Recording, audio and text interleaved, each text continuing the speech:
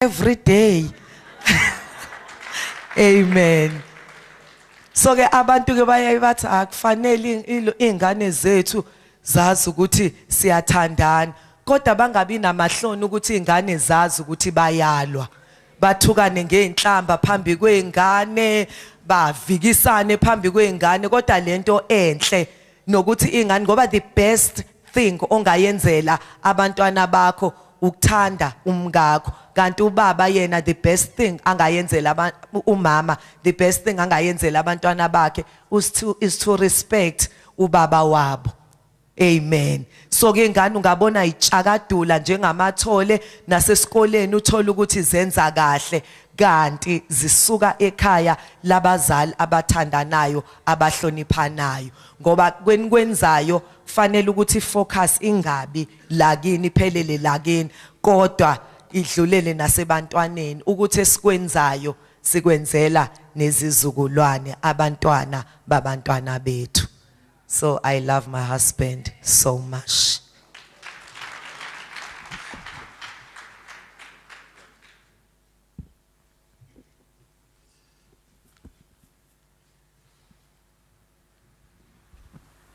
Kuyinhlonipho enkulu basiphinde sime phambi kwenu siyabingelela abefundisi abakhona nabefundisikazi izithandani zonke siyazibingelela bese ngibingelela isithando sami Mahlaba egameni lenkosi yethu Jesu Kristu. Amen. Sibingelela ithandani egameni lenkosi yethu Jesu. kuNkulunkulu izinto ezingenzeke ebantwini ziyenzeka. Ngicela sivume lapho. Siyavuma.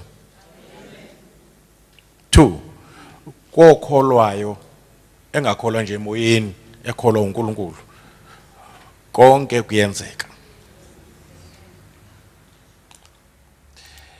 Uyabona kunezinto uSathana zikhuluma njalo ne-secular world ezikhuluma njalo noma zingeyona into eyiqiniso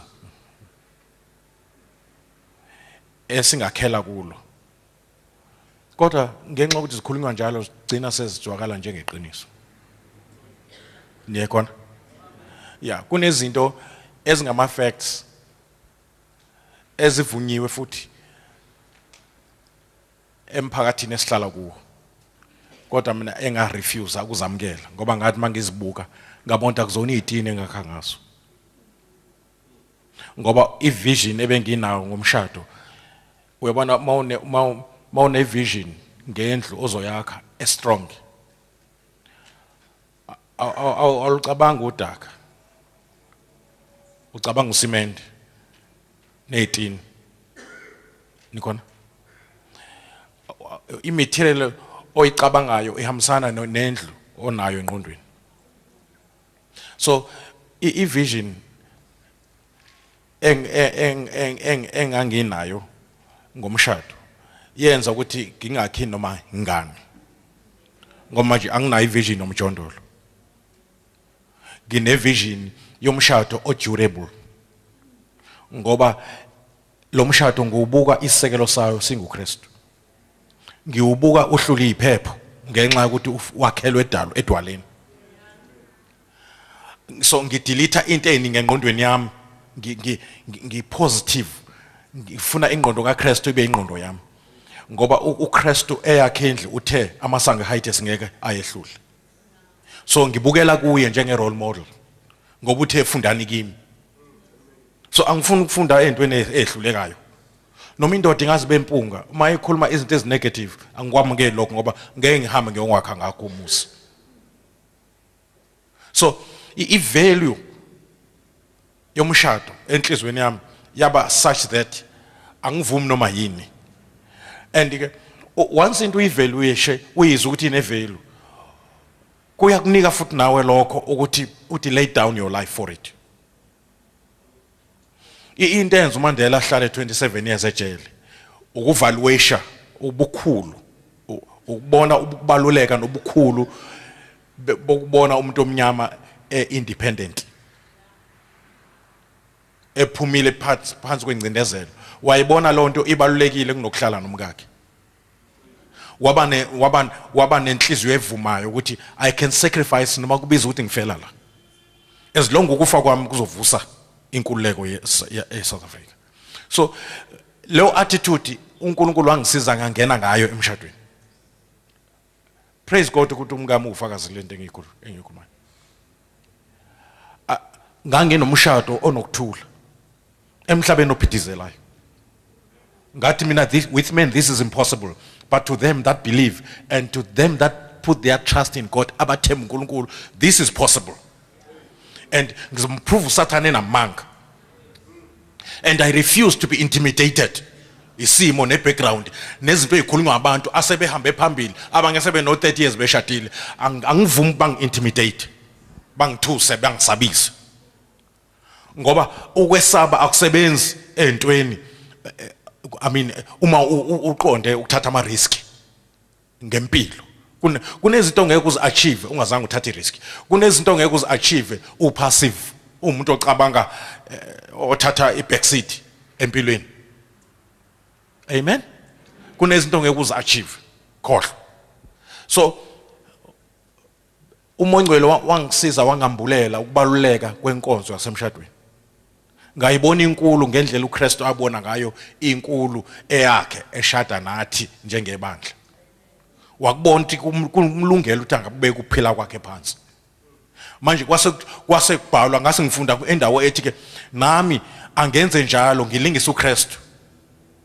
Ngibe ready ukubeka ukuphila kwami phansi. Mangithi ukubeka ukuphila ngisho ukubeka ama self interest. Ngoma uma ngibeka ukuphila kwami ngento positive, ngento right, ngiyakuzuza. Ngoba ukuphila kwami kuyinto engiyitshalayo, i-deposit. So noma kanjani ngizowathola ama interest.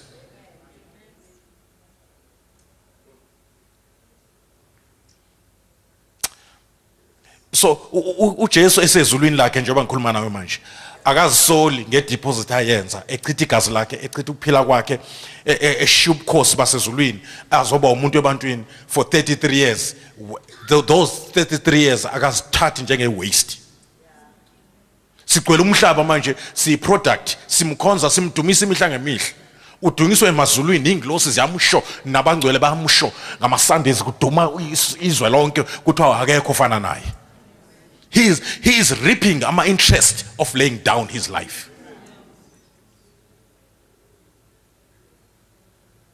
So kwangibiza ukuthi as I was ngenza research ngibuka umshado, ngawubuka umshado ngawubuka ngathi inkosi yami angifuni ukubuka ngamehlo endoda yakwaZulu. Ngifuna ukubuka, ngicela ukuthatha la mehlo akho. Nanka amehlo. Ngisho nomngama ngimbuke ngamehlo omuntu wase South Africa. Ngimbuka ngamehlo asezulwini. Ngimbuka ngamehlo omenzi wakhe. Lithi iBhayibheli wamenza wesilisa nesifazane. Angimbuka ngamehlo kaDokotela ofunde ngomuntu wesifazane. Ngimbuka ngamehlo kaNkulunkulu omdesigner wenza umuntu wesifazane. So ngimbuka kangcono. Ngicocona amazi ngenxa yokuthi ngithe mangithi ngibuka through amehlo. Ngambona eyinto enkulu, ngambona eyifavor, ngambona eyicrown, ngambona eyiglory, ngambona eyumsizi. So amagama uthi umfazi walutho angikwazi ukwasho ngoba ngivinjwa elamehlo.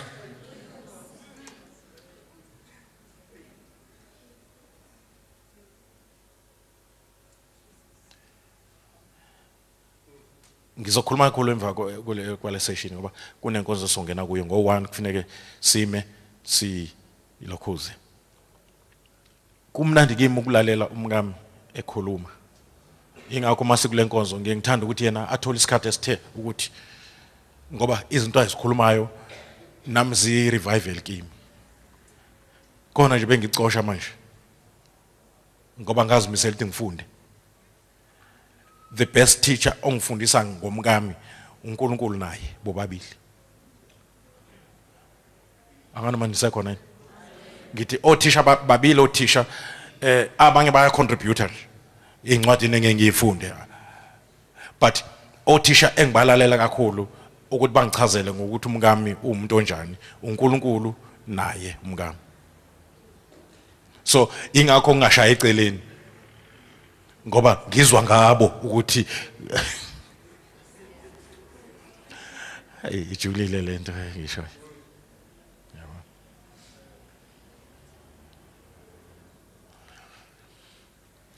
izinto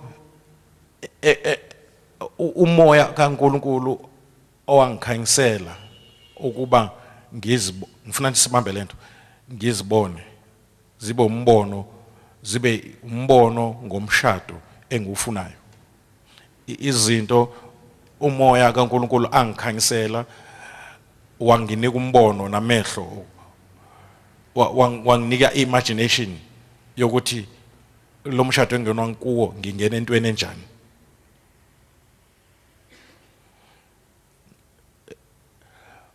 Kwangenza lokho ukuthi ngibuke ukubaluleka kwenkonzo yasemshadweni. Kwangenza ngabuka ukuthi if I deposit kule institution ngokuphila kwami,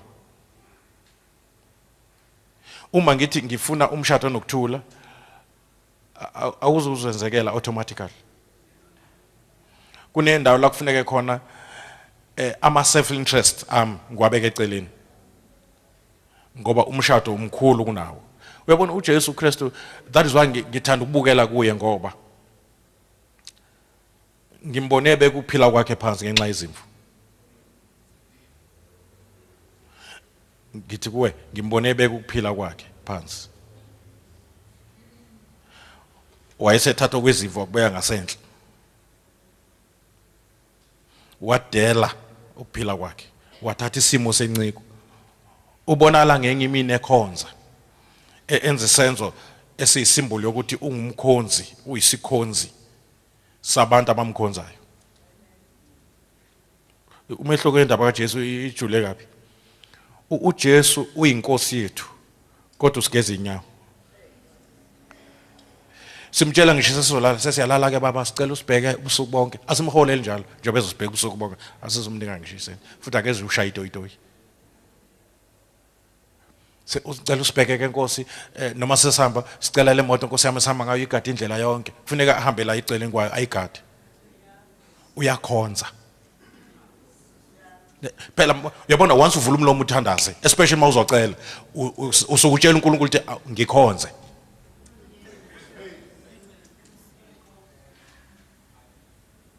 Yabona nje uyena futhi ositshela nomthandazo ukuthi ufuna kume kanjani. Kunendawo ethi usiphe namhlanje isinkosi semihla ngemihla. Akasho ukuthi asothi usiphe namhlanje isinkosi semihla ngemihla ngaphandle kwenzuku ezintathu esontweni ukuze nawe uthole ukuphumula phela. Akasho ukuthi asosho njalo. No. uNkulunkulu kodwa kufuneke athi qiniseke ukuthi every day uyayenza inkonzo.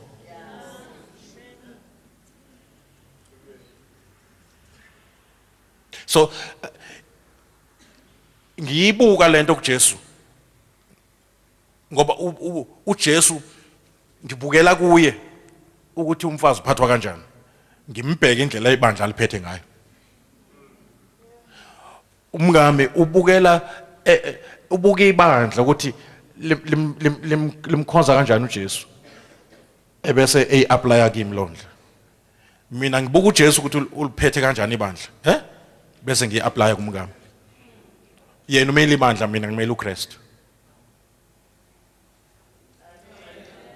Ingakho simbona ngenye imini simuzwa noma ekhuluma uJesu uthi ofuna ukuba mkhulu phakathi kwenu ngoba abafundi bakaJesu babe nakho nokho ukuba nemqondo wezikhundla. Manje bambona uJesu ezohamba bathi ubani ozosiphatha ubani ozoba mkhulu endaweni ozothatha indawo yakho. Uthi uJesu ofuna ukuba mkhulu la phakathi kwenu makabe inceke yena nonke. So indlela zikaNkulunkulu azihambe njengendlela zabantu. Kunezinto okungelula ukuba umuntu wesilisa wala emhlabeni azenze mina engizenzayo. Kodwa ngizenza ngoba ngibona inkosi yami izenza. And ke ngathola iproof yokuthi mangizenza ngoba ngibona inkosi yami. Lento etholwe inkosi yami ngoba yenza lo nkonzo nami ngiyayithola.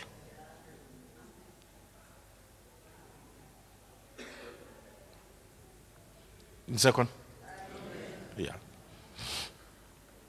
Sizongena ntambama kulento ukuthi ke sibone ukuthi kuba nezinto sofunda ivesi la khona elisinika nje ukuthi sazi ukuthi kusezwini likaNkulunkulu ukuba kube nezinto ezinye umama azenza engaqondile ukuthi amphathe kabi umnyeni wakhe, kodwa ezingamakhi, ezingamsizi, ezingamenzi ukuthi abe ubaba ojabulela ekhaya. Into edala basifundise ngazo ngoba ezinye zazo ziyindlela okuphilwa ngayo phandle, seziyinorm, ezinye seziyiculture, kanti azakhe still. Ungacabanga ukuthi mawenza into ngoba iyi-tradition, ngoba iyi-tradition kusho ukuthi izokwakha la ekhaya. Ziningi abantu ezikwi-tradition ezingakhi, ezingasebenzi. I-tradition ayikho perfect. Second.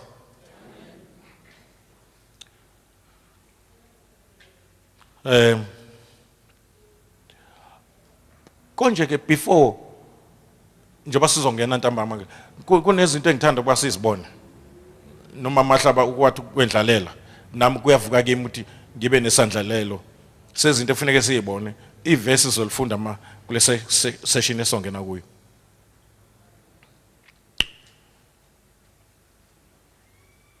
Some of the causes ezenza abantu bangahlalisani sebeshadile.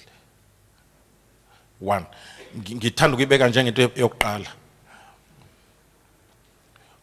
ukuthi uma ngabe i-relationship yakho horizontally ayikho right, I mean vertically, kukancane ukuthi i-relationship yakho horizontally ibe right. Ake ngiphinde, uma i-relationship yakho as a person with a person who is up there ingekho right, kukancane impela ukuba kungathi i-relationship yakho nomuntu noma nomlingani wakho ibe right. That is the basic. Ngidiscover empilweni yami lonto. Into engisizile ngakwazi ukuba ne-healthy relationship nonkosikazi wami, lokho kungumphumela wokuba nonxulumano oluphilileyo noNkulunkulu. Impilo yami iyamthokozisa uNkulunkulu, nami ngiyathokoza ngaye. Kumnandi kimi umuzwa ethi lo uyindoda nami engithokozile ngayo. Angeke ukhalisa uNkulunkulu empilweni yakho kanti abantu abaseceleni bakho abezokhala. Kufana nengane entombazane uma ikhalisa abazali bethu abazali ayenze lokho engakwenzi ingathobi, angiboni ukuthi izomyeka umyeni wayo engayizalanga.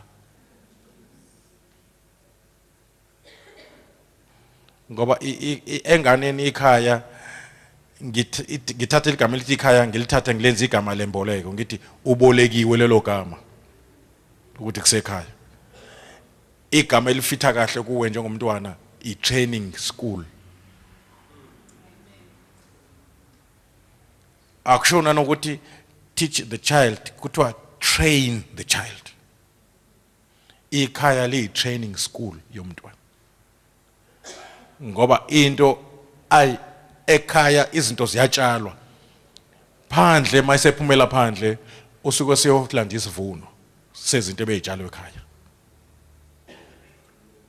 So kubalulekile uma ngabe kuzobheda ekhaya boqaphela kuqale kubhede phakathi komuntu noNkulunkulu wakhe. Ngoba maku right noNkulunkulu wakho, uNkulunkulu uyakutshela zisuka nje mawungasekho umsebenzi kahle. Athi uzwile ukhuluma kahle nomkakho, hamfika uxolise kuye. Kodwa mawungasenasi isithuba ungayikho in relationship noNkulunkulu engasho lutho na ungasho lutho kuye. Lincane kakhulu ithemba ukuthi umshadweni ungaze ube healthy ungezwani nomsunguli womshado. The first marriage officer uNkulunkulu owazishadisela uAdam noEva. Phakathi kwemithi lingekho neholo elihle nevideo. Kodwa lo mshado walasta hundreds of years Ngophela uAdam wahlala waze waba no 900 years. Engathi ngiyambona nje ethi mkami sesina 600 years esishadile. Hey mkami sesoba no 650. Kodwa namhlanje umshado expensive, yabiza umshado namhlanje. Kushadwa ngama helicopter, kula kuhanjwa uhoneymoon. Iringa 6,000. Kodwa unyaka uyingcuphe. Kuyabonakala ukuthi iphuthe elikhulu ukuthi ucabanga ukuthi umshado is based on material things.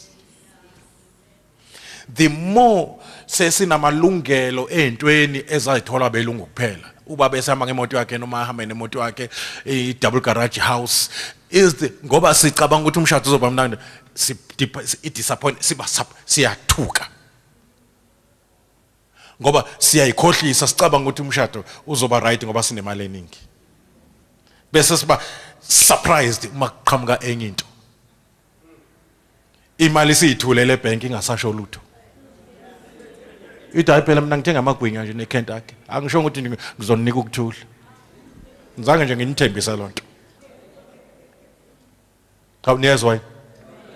Ithi indlu ningadlala nje ngami uthi nicabanga ukuthi izisho nokusho indoda lo mfazi ngimakhela indlu, lo mfazi ngimthengela inyama, kuyahlihla lapha efridge kodwa nje akangilaleli. No. Indlu ayimshumayisi. Indlu ayisho ukuthi lalela indoda. Indlu nje ithi nje igade ukuthi unganethwa kuphela imvula, ungashiswa ilanga.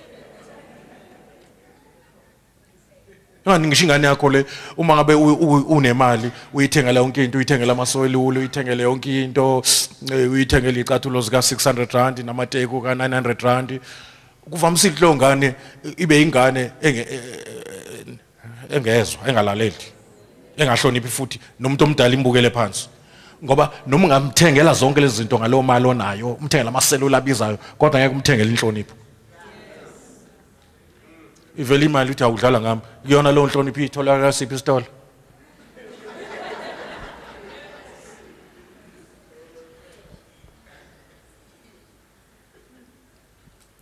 Kezwakala. Izinto lezi kufanele siyibheke. Right.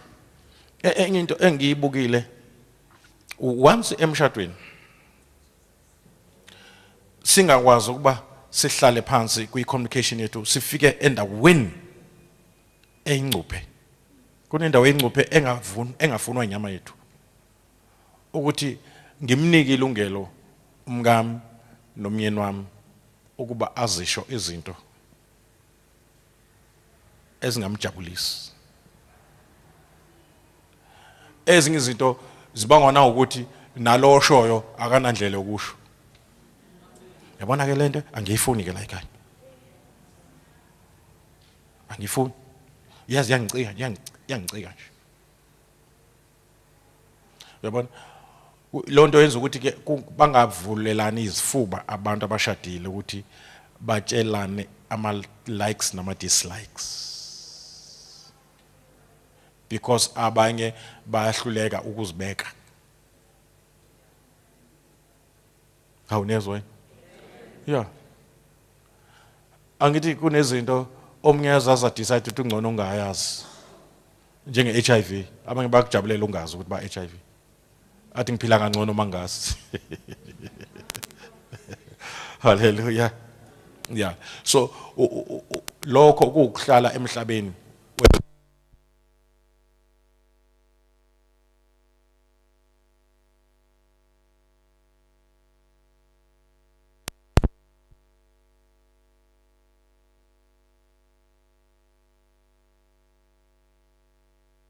yes? A lack of knowledge, a lack of wisdom. Ungabikho kokwazi, ungabikho kokuqonda, ungabikho kokuhlakanipha.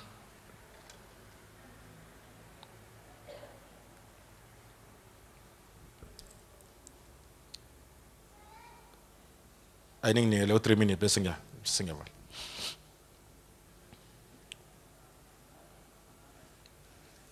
Umshado ke into ke enza ukuthi abantu bangene bengazi lutho.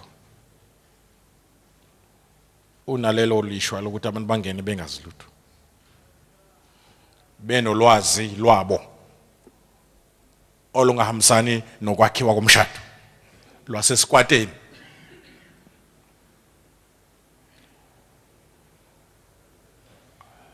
Lapha esikwateni mphela kuyakhulunywa. Hey, yabona mawuyindoda akufuneki udlala umfazi.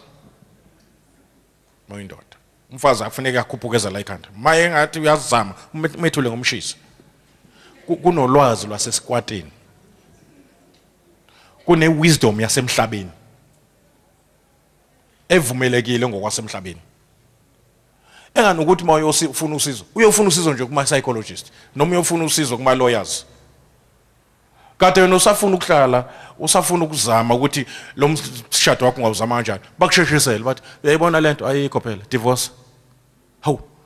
Wakhuluma into bengakayicabangiki, mina bengithi phela uzonginika ikhambi. Sometimes the wisdom of this world becomes foolishness before God.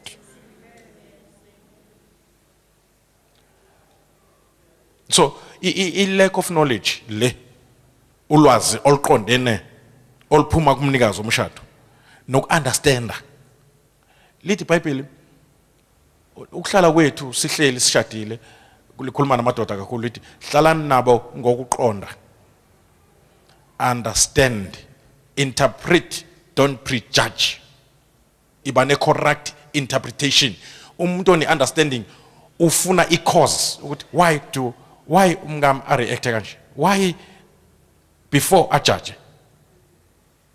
Into enza uJesu athi kubafundi bakhe mayibafica belele kade ethi abathandaze abathole belele azange abagwebe abajaje ngalokho. Azange abademote athi you are good for nothing. Benginithathe nginithembile. No. Wafuna ukuthi abheke i-cause why balale. Oh, inyama ibuthakathaka. Wajonge ngomnamehlo exceleni uNkulunkulu wabona ngaphakathi umoya wabo. What? Haw shem, umoya uyavuma. Ngaphakathi emoyeni wabo baguqile bayathandaza kodwa enyameni balele. Kufana nomntwana ostubborn. Uma uthi sit down. Hayibo, sit down. Yabona I'm going to hit you. Sit down. Omunye mhlamba bese yakutshela athi ngihleli ngaphandle kodwa ngaphakathi ngimile. See?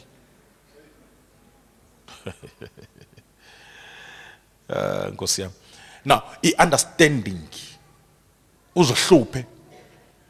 Mhlambe la kwi discussion yeni manixoxa ni communicate ngoba kufanele nikujwayele ukuxoxa spending time together.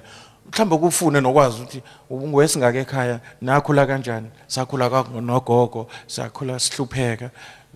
Ubaba wesishaya njalo, kancane siyashaya.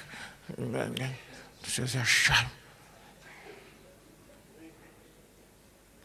Wenzelani?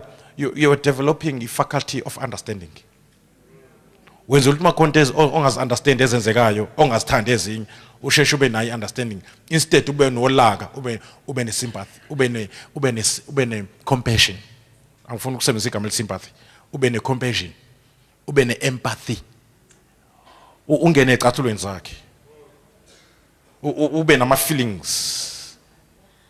Because now une broader understanding. Lento ekwenza ungakhubeki uhlanya malikhuluma kabi kuwe because une understanding yokuthi uyayigulela shem. Manje mangikhubeka kuyena ngiba offended kusho ukuthi nama ngiphilile kanti. You see? So isiza laphi understanding emshadweni.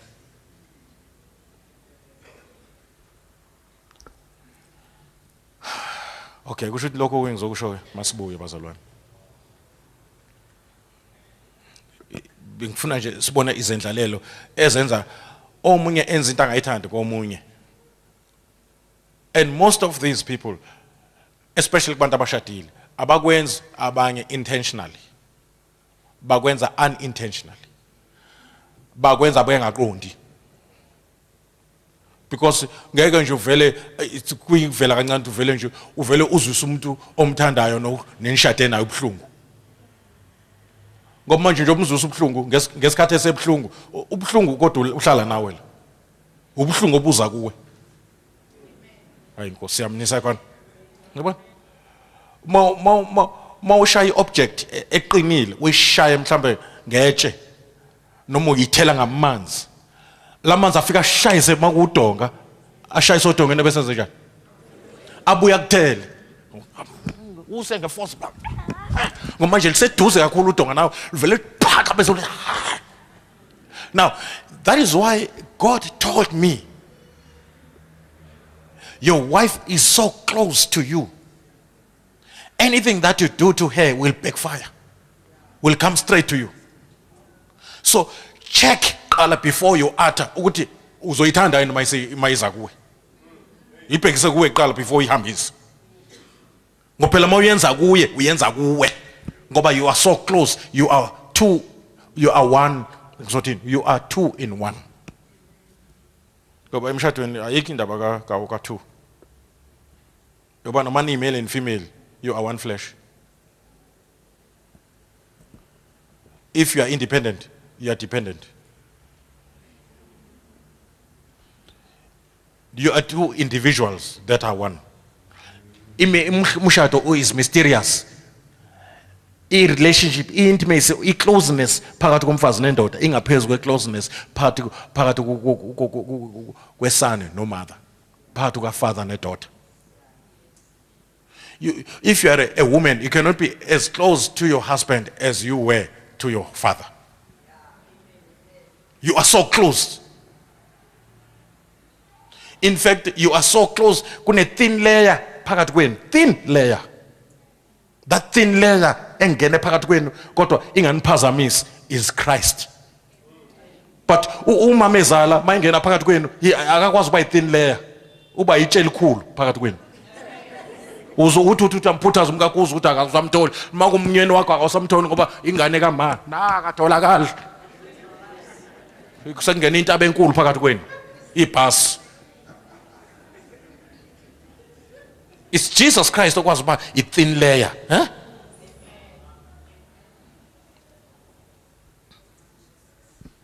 All right. Anginike bazalwane. Sizobuya ntambama. Bengibeka nje i-background yezinto ezenza nithole senihlukumezana kanti benithandana.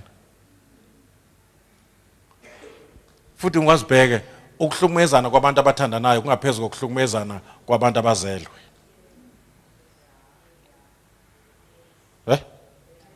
Yeah. Why? The more you are close, whatever you do, it's more effective. Mawudutsula umuntu at a close range, i-impact inkulu. Ngoba i-steam senhlamvu siphumela kuwe ngoba useduze. Kodwa mangidubula umuntu olapha ngaphesheya ngakwa game, ifika inhlamvu nokho ingasenawo amandla.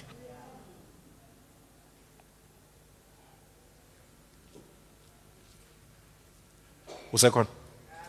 Angithi ukuze umzalwane sinisiwe, mawuthuka umuntu ongakholwa lapha phandle, athi lezi zinto ezabazali ngabe zenza ngcono, zicabanga ukuthi ziyinje. Akunayo impact kangako njengoba kusho umzalwane enikhonza naye. Because who is closer to you. So into kufanele siyibheke leyo, siqaphele sizazi. And then kuzoba mnandi emshadweni wethu. Uyazi uNkulunkulu wakangembulele enye into. Wathi uNkulunkulu njengoba uthanda umkakho nje, izinto ozifuna kumkakho kufanele uzitshale.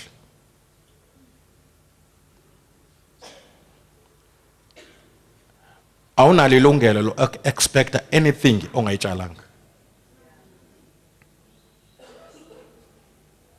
Yes? Ngithi akufuneka ufana nendoda ethi akudliwa yini kanti la ekhaya kodwa ayisebenzi njalo, idaki ifika idakiwe. Mhlambe iyasebenza kodwa imali yegrosa engabe ithenga igrosa ifika ngayidakiwe kodwa idemand ukudla. Ngifika ngiyindoda lokhu nishaya uzamthelile nje ngilambile. Ifuna le ndoda ifuna ukuvuna la engatshalanga khona. Ngikhumbula indoda ene talent elilodwa yanaleyo mentality. ubona ngazange ngilisebenze leli talent ingoba wena Jehova ngiyakwazi ukuthi uvuna la ngwatshala ngakhona. Oh, ungakujabulela ukuvuna into ongazange uyitshale.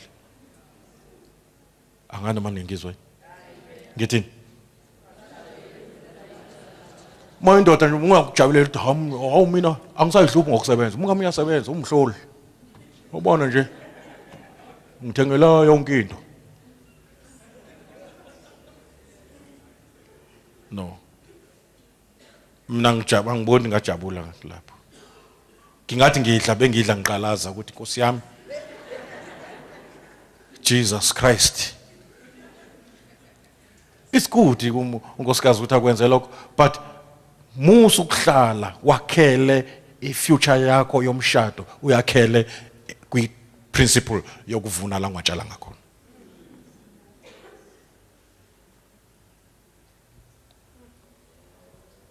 Ngicela ukuma lapho kwesikhashana. Siyabuya ntambama. Le nkonzo ngifuna ngomthetho besikhuluma noma Mahlaba sifuna iqala ngolesihlanu iphumele kumgqibelo iyophela ngesonto ntambama senibuye emasontweni.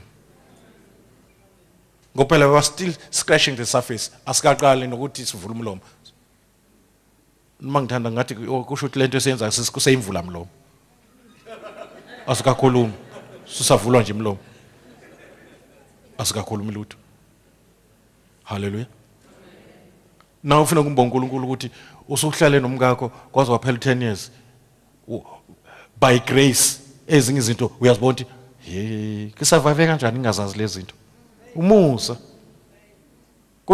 kunezinto uthi uzibona uNkulunkulu zenzeka uNkulunkulu protectile baze bacabanga abantu ukuthi hayi ingoba izinto zonke ziphelele. Hayibo bese ngishaya ngerim la. Bese ngasekho kwamhlanje phala bese ngigijima ngomusa kuphela. Obana bayivumayo lonto uye kuphaka singaphakami. Hallelujah. Kunezinto uthi mawuzibuka uthi yabona la ngibonga umusa noma ngiyakhuluma ngikhulumela umusa kaNkulunkulu. So akufuneki siphila impilo yomcacemezelo. Kufuneka sikukhuthalele ukuhlonyiswa. Sihlomele ukwakha bazalwane nangalesikhathi esinje sesimo seGomora neSodom. uNkulunkulu usena imbewu yakhe. And we are one of those people. Ngicela sivala amehlo sithandaze. Baba, sizwa izwi lakho ngendlela emangalisayo. Ukhulumile ngencikwazi yakho. Bawungcwele nami ngimile njengesitsha sakho kule ndawo. Sicela Nkosi ukuba sisemile phambi kwefa lakho. Hey Nkosi yami baphumela bekwesinye isimo bekwenye indawo baba nezinto usathana bese yifakile kubo siyazideliza siyazichitha sidestroya ngisho amademoni neziqalekiso ezinye izinto bawungcwela kuzona izokuthi ama emotions abo nokuthi kwathini nokuthi background ezinye ukuhlaselwa imimoya yobumnyama ihlasele. Abanye Nkosi yami bahlaselwa nabantu abanomona ngemishado yabo ukuthi ungalunga kanjani okwasibantu banomshado wethu ungalunganga. Bahamba endaweni ezimnyama ezinye ezingaphansi komhlaba ezinye ezingaphansi kolwandle.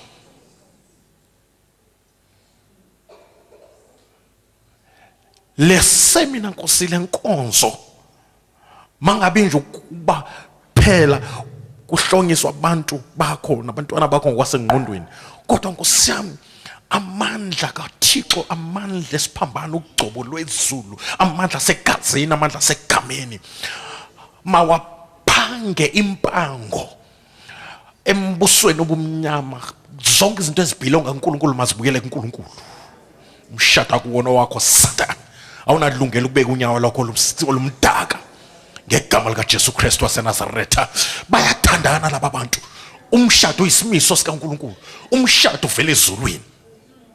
Sifaka umoya wezulu kule mshado. Sithi intando yakho mayenziwe kule mshado. Hallelujah njengoba yenzeke emazulwini. Sithi thy kingdom come, be the king kulo mshado in the name of Jesus. Hallelujah. Siyebambatha sibembesa inkazimulo yezulu ngoba amademoni ayisabe inkazimulo. Nkosi yami simemezela uthando